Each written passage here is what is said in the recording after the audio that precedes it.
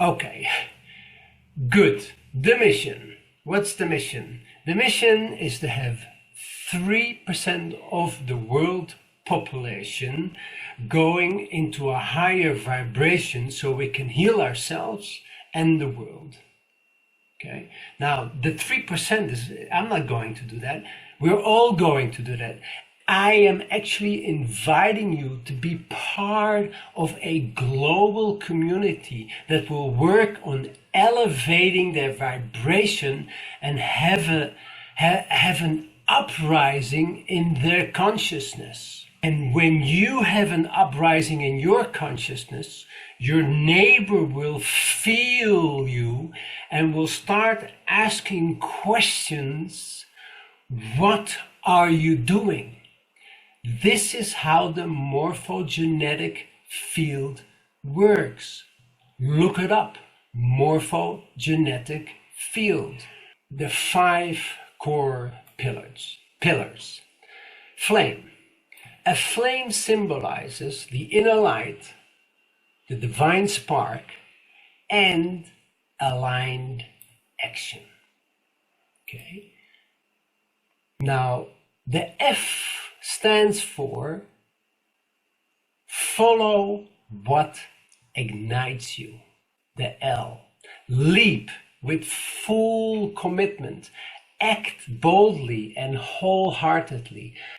A, allow it to unfold, allow the unfolding, release the need to micromanage reality. M, maintain an uplifted mindset. No matter what the universe shows you, stay in an uplifted vibration regardless of what arises. We go to the E, embody trust. Walk in faith, trust in divine timing, your inner wisdom and the bigger picture beyond the ego self. The 3 shifts. There's 3 shifts. How to create a transcendence-based self that can really allow you to use your own magic and effortlessly create something that constantly happens. And what are those 3 shifts? Okay, we go from habit to choice. It leads from unconscious to conscious. It leads to clarity. Okay, then we will go from knowledge to knowingness, the second shift. And it transcends beliefs and anchors truth. We'll get into that.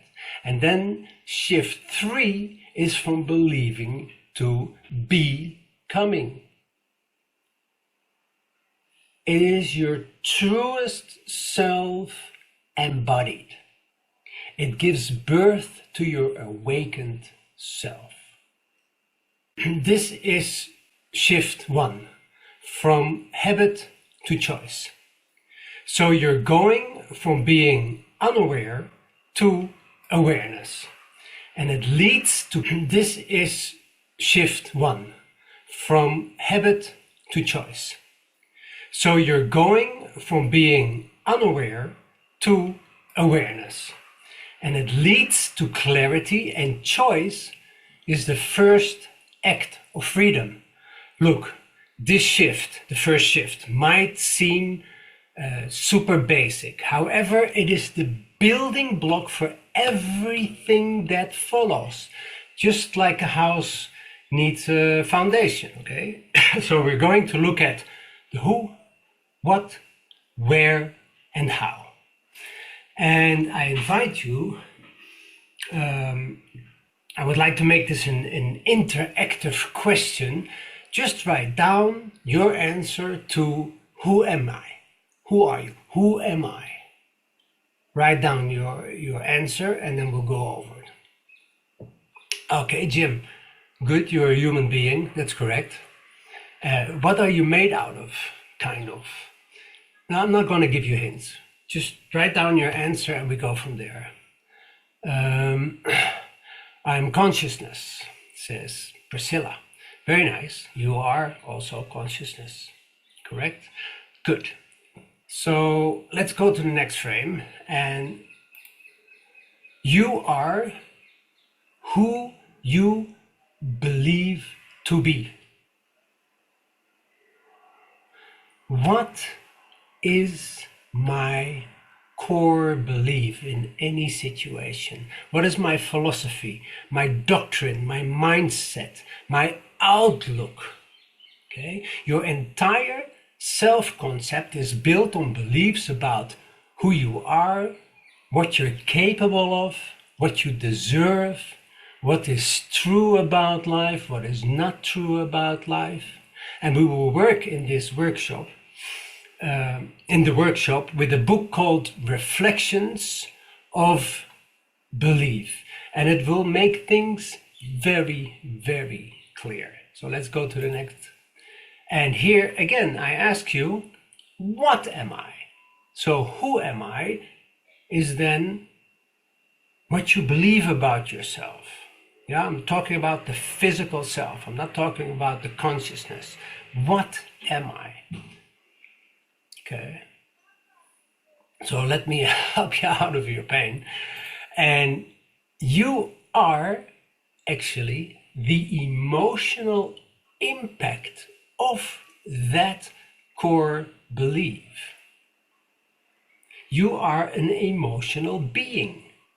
Emotions arise not from circumstances, but from your beliefs about these circumstances. I'll give you an example.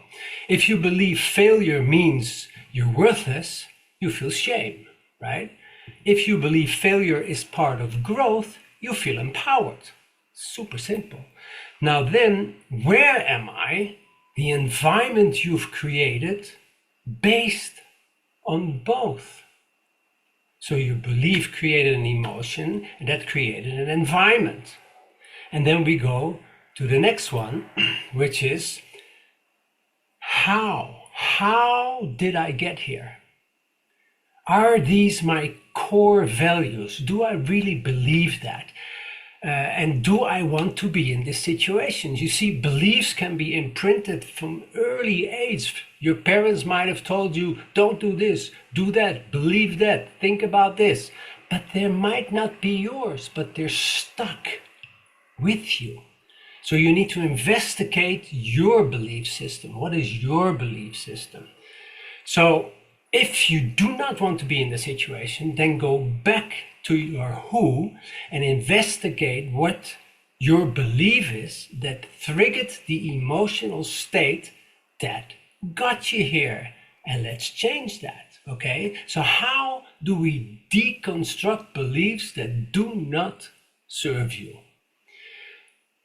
The one key is awareness, to be aware.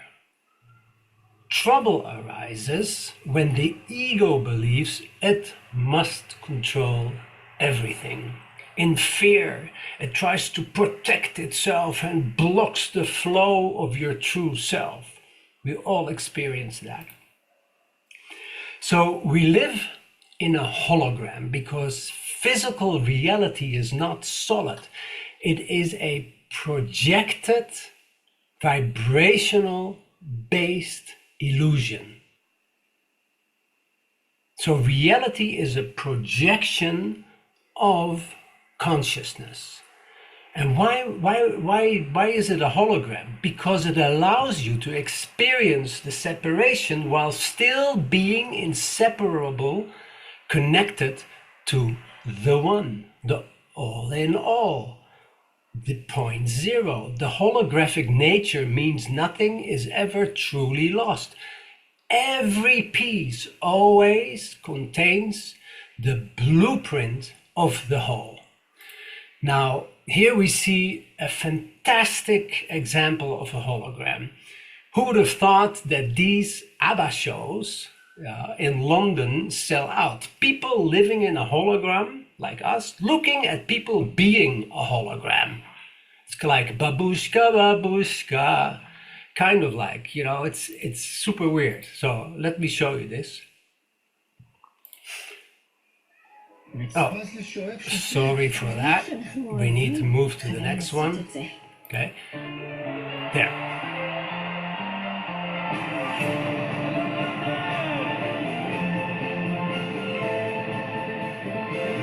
This is it. This is a hologram, a show.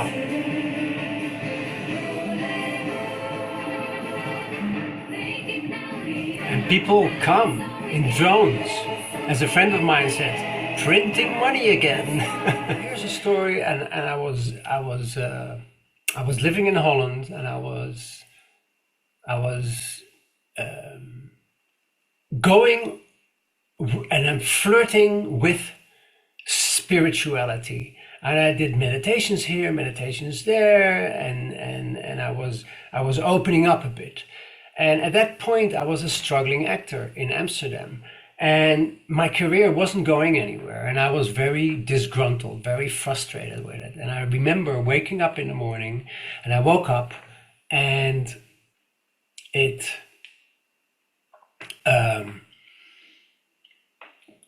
was fed up. I said, I need to do something else. I need to move on with my life. I can't just being an actor here and a small part there and a small part there. Something needs to happen. And so I was laying in my bed, and I was imagining, what is it that I really want? Follow my bliss, follow what ignites me. And I said, whatever happened to that dream when I was 14, 15, when I played guitar, being in a band?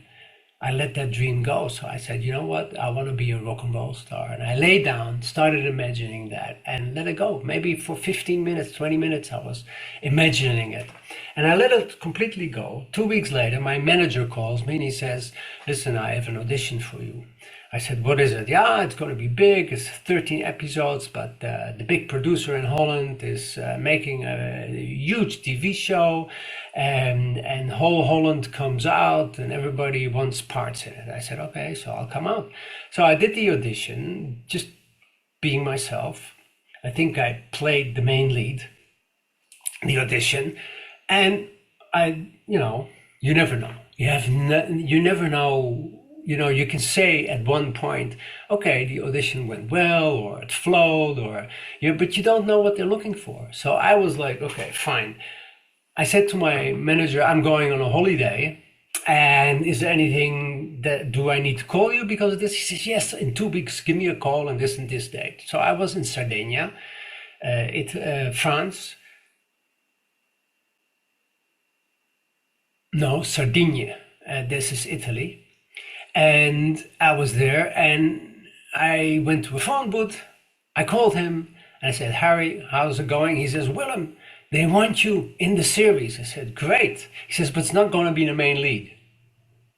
I said, okay. He says, but it's going to be a nice part. It's going to be a very nice part. It's going to be a big part. In the beginning, the first 3 episodes, you won't be there, but then you will be really in the whole series.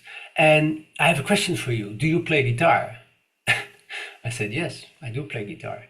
He goes, great, because you're going to be the band leader creating a song, and that song, the lead lady is going to sing, and it will be big on the charts, in the TV show, blah, blah, blah, blah, blah, right? Now, after I did this whole TV show, and I was that character who supposedly created this song, this number became a number 2 hit, not 1, but 2 in the hit parades for about 1 or 2 months. So everybody on the street recognized me as a rock and roll artist.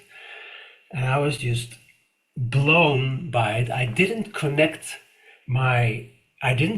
yet my dream state and when I woke up, but years later, understanding how things work, I said, oh my God, I created it that way. And that's why I'm telling this story. And here you can see the song, if you want to see it. Yeah, there.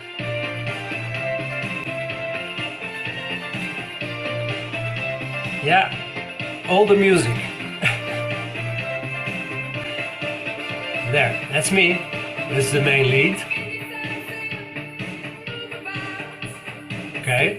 That's me with my guitar. There. So this became a #2 hit. This is actually the in the studio creating the TV show. So it looked like this, and they used this clip from the TV show in the real Top Pops. It's bizarre. It was bizarre. Here we go. See? And now that I'm in love. But I was in love, but she was not in love with me. Oh, what drama. Oh, what drama. So I told you my story. So this is an invitation to dream big. What I saw in my journey, with this supernatural reset method, is that people who had a vision for themselves, let's say 5 years or 3 years, they would not be doing what they were doing at that moment. It's like me saying like, okay, I'm not going anywhere. What is it then that I do want? Okay. And this is where they started setting their boundaries, saying, okay, what is not aligned here, right? So this here is my boundary. I will not do this exercise or meditation any longer because I'm not aligned with it. And there will be many things in your life where you're thinking, whoa, is that really me, right? And you are here to expand your impact. Now, let's see how we build it so it makes sense for you. And these are methods, examples of people, of me, starting something small, something basic, becoming an actor, not moving anywhere, and then saying, there's my boundary. What is it then that I want? Now, crazy enough, it went together with the acting, and it lifted my acting career. I really had a good acting career after that. Okay, so it takes step by step, and you got to remember, you are not on a path. You are the path. So each step you take is the awakening. We are living in a hologram, and we are also multi-dimensional beings, which means that we are consciousness that exists and operates on many levels of reality at once. Not only in the physical world, but also in the energetic, emotional, mental, and spiritual dimensions. So the second shift, from knowledge to knowingness. In this webinar, I will share knowledge with you, and most of it already lives within you. Knowledge can be given, but knowingness must be awakened. That transition is not always easy. Perhaps you felt it yourself. Here one moment, gone the next. The challenge and the art is to make it steady, a constant flame, as to say, in your life. And this is where I can serve you. I can guide you toward that stability so that what flickers becomes an unshakable light. We will go over these points: the original self, point 0, the formless self, the bridge mind, and the physical self. Now, point 0 is the foundational state. In this state, there is no movement, no change, only being.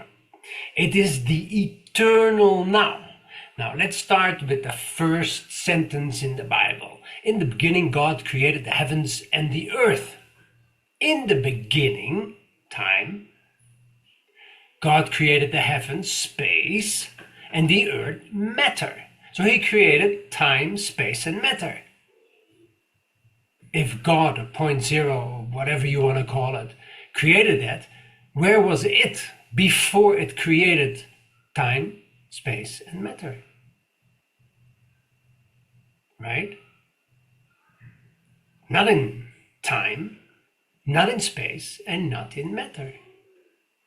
So it created the Big Bang, and it's created from that eternal existence state, and existence became aware of itself.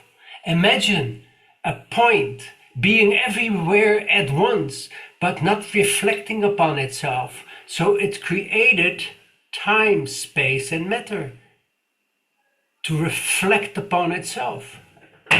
And it became aware. By the way, we don't live in just one universe. We exist within multiverses. And in those other realms, similar Big Bangs may have unfolded. Truly mind-blowing to imagine. I mean, that's why I was, as a 7-year-old, going with my mind into the universe and not understanding it and becoming extremely afraid. I didn't understand. Good. Now, the formless self, okay? We're talking about the formless self, the Christ within, the divine spark. Jung called it the self with a capital S, the totality of the psyche, the integrated divine center of being. That's what Jung said. Each soul creates a formless self, and it acts as the organizing blueprint of all your incarnations, past, future, and parallel. Now, you can see here, this here is the timeless soul, right? And then here we have the formless self. And all of these are incarnations, and we are living at this point, from the formless self, our life now. This is our life. These were past incarnations, future incarnations, whatever it is.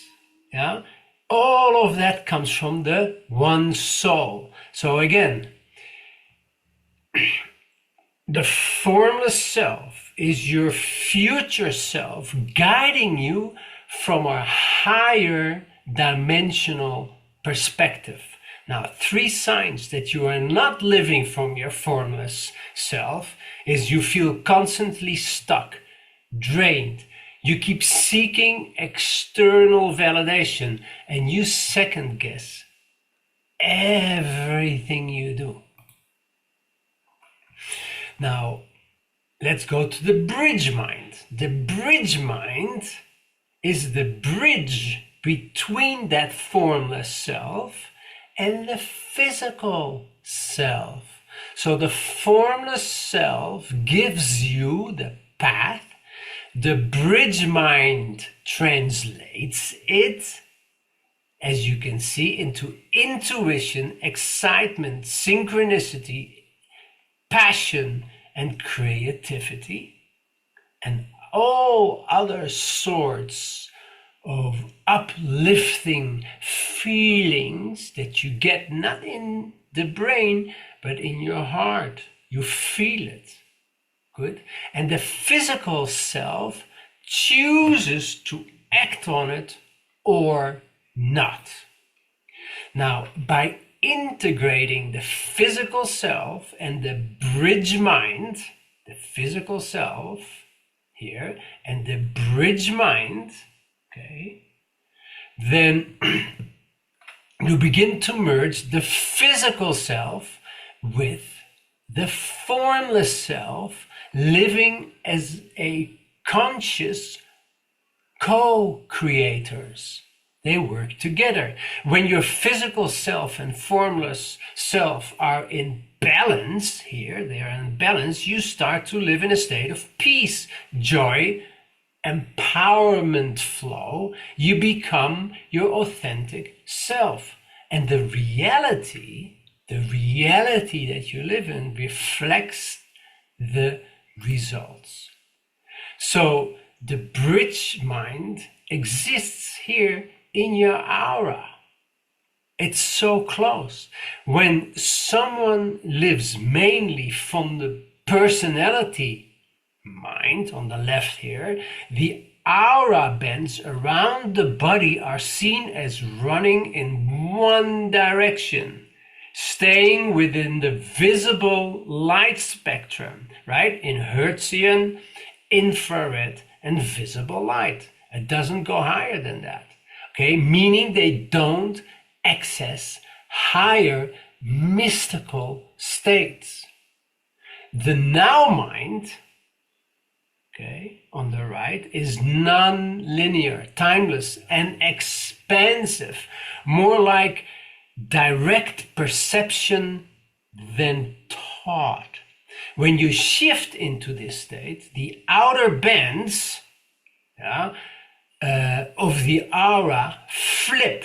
This will be utterly discussed in the method. It's too in-depth to discuss it at this point. Now, in this state, instead of energy recycling around in the same loop, the aura bands open up to higher frequencies, and one begins to live the mystical rather than the predictable personality self. Now, the physical self is the next one, is your conscious awareness of physical reality. It perceives the now, it remembers the past, it cannot see the future because that's not its job. Its role is to observe and experience physical reality. Now here we need to talk about the ego. The ego is not who you truly are. It is a construct that arises within the unconscious, subconscious, and conscious layers of the mind, and it acts as a mask, giving you the illusion of separation and control.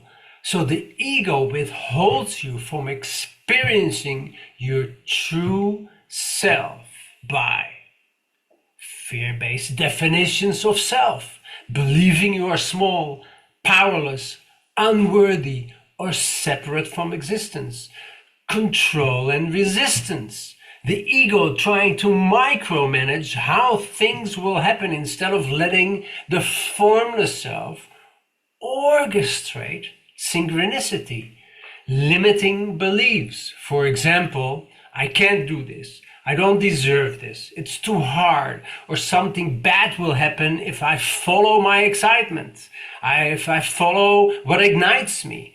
These keep the ego in survival mode instead of aligning yourself with it. The attachment to outcome. This is a huge one. The physical mind's job is to pick the most exciting choice in the moment, not to decide what the outcome must look like. Insisting on outcomes blocks the higher mind's ability to deliver surprises beyond your imagination.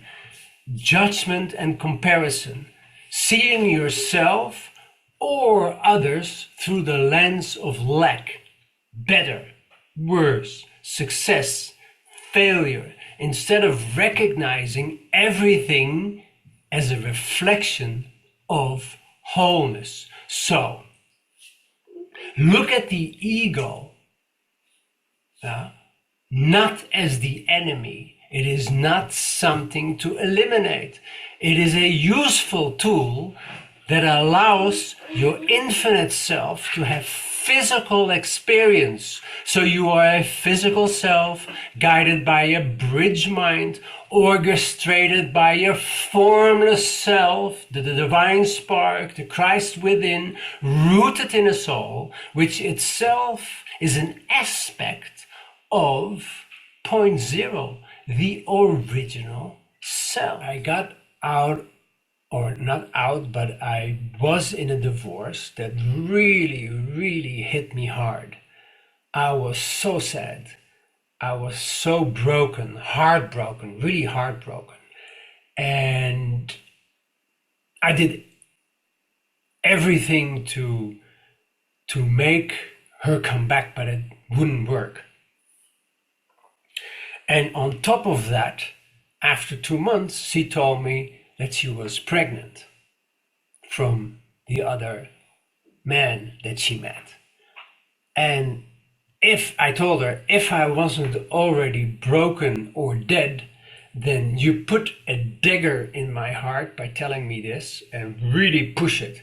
Maybe it was a dagger of wood to get the devil out. Anyway, I was in shambles. And obviously I needed that in my life, this lifetime, to move on with myself and not hang my head on somebody else's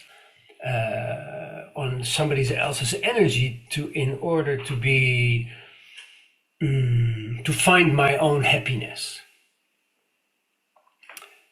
Dependent, in a way, emotionally dependent.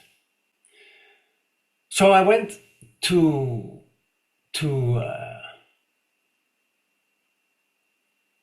do all kinds of stuff, and I was living in Holland, and it was very difficult for me to have a straight head. And a friend of mine who had been 10 years going to India says, listen, I think it's a good time for you to come with me to India, because I will be going in January, and now it's November or October, and then you can relax. And I told him, no, I can't, because I need to go do all kinds of other things that I already had promised.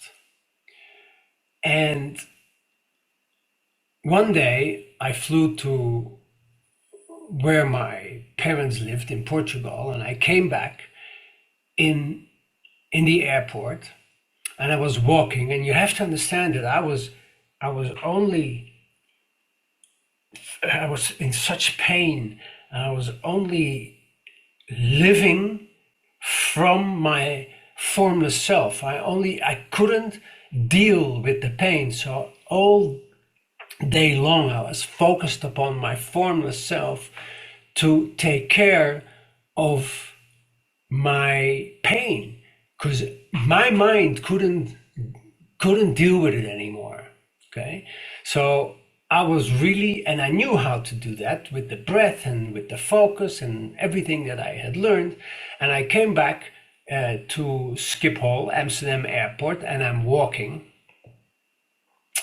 And on the left side, it's a hallway, and on the right there's walls, and on the left side there's windows. And I'm walking, and almost like in a trance, because I still felt the pain, and I was going and going and going, and all of a sudden my body stopped walking. And I went with it, and I thought, that's strange. That's very strange. But I was just standing there. All the people were just in a hurry, going to the passports, right? And you're going fast, fast, fast. And I was just standing there. And I remember my head went to the wall, and I saw pictures of India. And I registered it, and then slowly my head went to the other side, to the windows, and I saw an airplane with, on the tail, it was written Air India. And I was like, okay, so that's what I need to do. I do need to go to India. And I went to India, and it was amazing, and I healed completely from all of my sorrows in India. I did Vipassana work, I did yoga teaching, I wrote a movie. I mean, I was on a high at one point, And after a year, when I came back, I was healed. I felt healed. I actually felt blessed. I blessed my ex-wife for leaving me because she was a catalyst for me being at that moment who I was. Without that disruption and pain, I would have never ever gotten where I am actually at this very moment. Shift 3, from believing to becoming. Believing is hoping something is true, often without direct experience. Now, becoming is living your truth. It's the soul's expression through human form. This shift represents transcendence. Now, what is transcendence? It is existence or experience beyond the normal or physical level. So it all depends on what is your vision. How do you want to see yourself? Where do you want to see things going? Let me guide you there. I can help you find your own way. Transcendence is constructed by chakras, the pineal or pineal gland, sometimes called the third eye, the God's warrior's breathing technique, very powerful breathing technique. That's why I called it that way. And then we have the great silence. Now, chakras are energy centers in the body that influence your physical, emotional, mental, and your spiritual well-being. They are energy wheels that align along the spine from the base all the way up to the crown of the head. And there's a wonderful 22-page PDF will be used in the program. Makes things very clear. Okay, let's go a little bit deeper into this. Here you can see the electromagnetic light spectrum. And that spectrum, you can see that we live here in the visible light. Okay, that's down here, the visible light. And that is the only thing that our eyes can see. But as you can see, it is a sliver of the whole electromagnetic spectrum, because we have all the way from radio waves to microwaves, which we also call Hertzian, go to infrared, then we come to the visible light, and then we go to ultraviolet. We can't experience that. We can, but we don't see that. Then X-ray and gamma ray, and all the way to the infinite unknown. Good. Here we can see the chakras, and each chakra is connected to a part of the electromagnetic light spectrum that we showed before. But spiritually, I use them in a spiritual sense and name them dimensions, since each level has a higher vibration than the other. So we can see at the bottom, Hertzian, it's the unconscious. It's the root chakra. The infrared is the social consciousness. It's the sacral chakra. The visible light is the solar plexus, and it's the consciousness. And the visible light is the piece that we see and that we experience, right? So then you have the ultraviolet, the X-ray, gamma ray, and the infinite unknown. I don't have to name all of them, but you can see them on the chart here.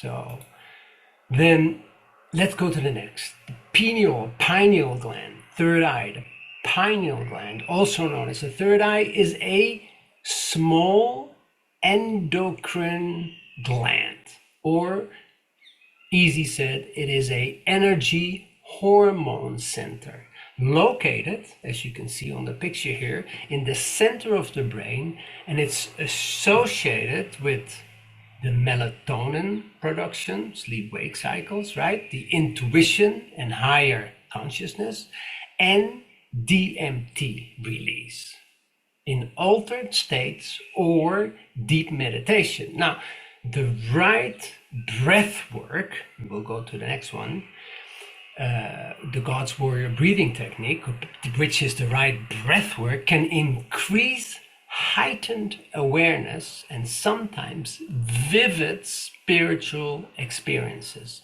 Maybe I share one of them. However, DMT is also found in numerous plants, including the chacruna, which is used in the Amazonian shamanic brew, ayahuasca. I never tried it myself, but people say that they had great experiences.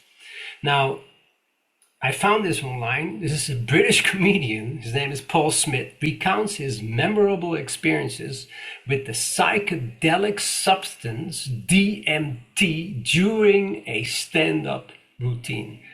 I laughed my head off. He went from being an atheist to a spiritual believer. He didn't do one DMT trip, he did many. Now, I do not advocate taking this drug, neither have I taken it, but this story is remarkable and super, super funny. Let's see if we can start some of that. 4th of March 2020 at 1 a.m, I did something called DMT for the first time. It fucking blew my head clean off. Like, the thing is, right, like, if you sat here now, I just want a little preamble for the people who haven't cheered and maybe don't know. I made up loads of people have cheered, right? But if you don't know what it is, don't feel bad as well. I consider myself quite clued up on this shit, and I didn't have a fucking clue at this point, right? DMT is a psychedelic drug, right? And full disclosure, right, on stage, I act like Billy Big Bollocks sometimes. Oh, let's go do MDMA, let's have a line or whatever. But in reality, I'm nearly 40 now, I've got 2 kids. I dabble a little bit, but I can't really fucking deal with the come downs anymore. Psychedelics though, it's something I've always... Anyway, it goes on for like 23 minutes. Look at him, Paul Smith, DMT on YouTube, and you will actually have a fantastic experience with him. Or not, but I thought he was funny. Good, let's go to the next. The Warrior Healing Breathing Technique. It is a breath that will go through all the chakras from the bottom to your crown. It is one of the most powerful breathing techniques, especially for energizing the brain, purifying the energy channels, and activating the pineal gland. And we just talked about, and it generates enormous healing powers. Maybe I share one of those stories. For obvious reasons, I will not demonstrate it here because it needs precise instructions and meticulous guiding in order to get the full benefits. The great silence. Through daily inner work, and I mean daily inner work, and it doesn't matter if you even do it 1 minute a day or 3 times 1 minute, but it is a daily work. Consistent awareness and consciousness choice to observe rather than react. You begin to rewire your brain and create a new emotional baseline rooted in peace. Stillness is not found, it is like a beautiful spirit grown within. Calmness lifts you above chaos. You all have experienced it. From peace, you choose with clarity. From presence, you create your true, authentic self. Beautiful words, but to integrate it. That's the deal. But it's knowledge, as I said. Okay. Awareness and vibration creates all reality. Let me give you a nice sacred tale. It is called The Drop That Forgot. A drop of water clung to a leaf after the rain. It looked at itself and said, "I'm only this tiny fragile drop of water?" And the wind replied, "That is only one interpretation you are choosing." The drop protested, "But I can fall, I can dry, I can totally disappear." And the wind said, "Then fall. Discover what you truly are." So the drop let go. In an instant, it merged with the river, instantly realizing it had always been the river, the sea, the clouds, the storm, the rain, the leaf, and the drop. And the river whispered, "Separation was the illusion. Unity is the truth. You were never less than the whole. You only chose to play at being small. Now you can remember your infinity." I was with a lot of people, maybe 1,000 people, doing the warrior's breath work. And I was sitting outside, and before we were going to do a test,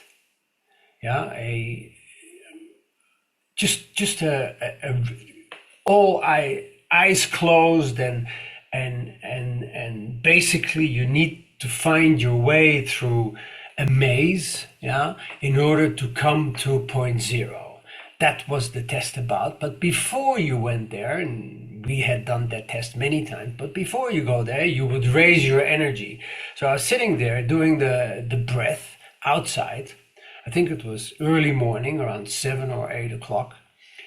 And I was always a little bit afraid of this test, because it was a difficult, hard test. If you wouldn't be focused within your mind, you would be in social consciousness, basically, and not having a good time with yourself. And you couldn't open your eyes because they were taped. They were completely taped. You couldn't take off the tape. You could, but then the people around you would say, "Don't do that, because you agreed to do this test." And I agreed to do this test. So I was really a little bit out of fear, saying, "Okay, I'm going to this point zero right now, and I'm going to do the test without any problem, and I'm going to have an amazing time." And I was breathing and breathing and breathing, and all of a sudden, I lost track of time, but I heard, sometimes people say, that is heavenly music. Well, in my mind, I heard heavenly music. It's completely different than any music I had ever heard. And it was in my mind, and I wasn't aware that I was sitting in a grass, meditating and doing a breath work, and I was just enraptured in this heavenly music, enjoying it so much, because it was the most beautiful thing I have ever heard. And very slowly, I remember that my consciousness came back to my physical body, and it was very, very gradual that it came back. And I heard that the trumpets that I heard in this beautiful music was actually the wind going through the trees, because there was wind and there were high trees. So I realized that nature around me created this harmonious, unbelievable, in that moment, heavenly sounds. And I realized that basically everything is in divine order. I mean, it is not as good as you experience it yourself, but it is, you see, the thing is that when you experience that, you cannot keep on living the next day the same as you were doing that day or from your past.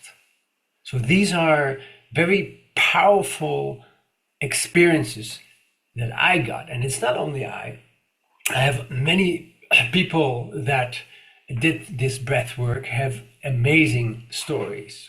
This is actually a healing story about my dog.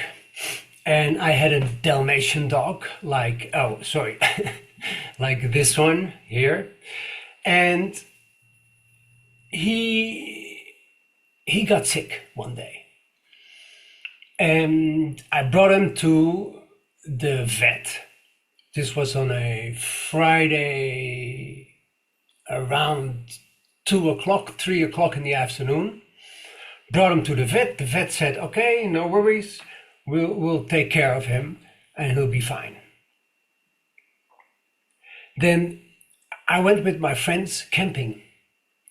And at 6 o'clock when we arrived at the camping site, I said to my friends, let's call the vet and see how Buffy, that was his name, how Buffy is doing.